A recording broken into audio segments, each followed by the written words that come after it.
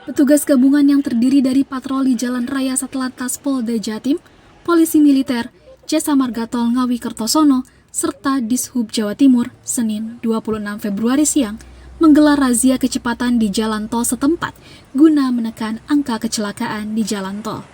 Seperti diketahui, batas kecepatan kendaraan yang melaju di jalan tol adalah 60 hingga 100 km per jam.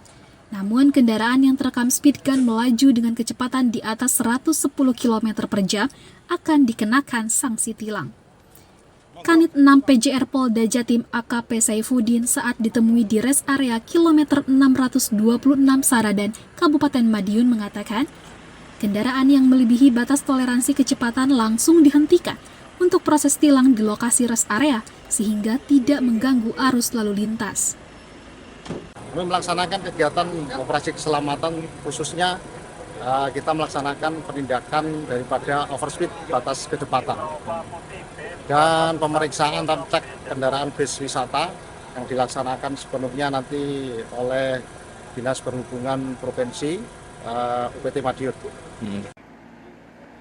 Operasi ini akan terus dilakukan mengingat banyaknya kendaraan yang melaju di atas batas kecepatan dan berpotensi menimbulkan kecelakaan.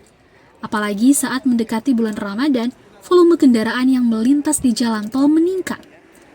Dalam razia tersebut, sedikitnya 40 pengemudi diberikan surat tilang karena terekam melaju di atas batas kecepatan. Dari Kabupaten Madiun, Jawa Timur, Rindu Dwi Kartiko, Kantor Berita Antara, mewartakan.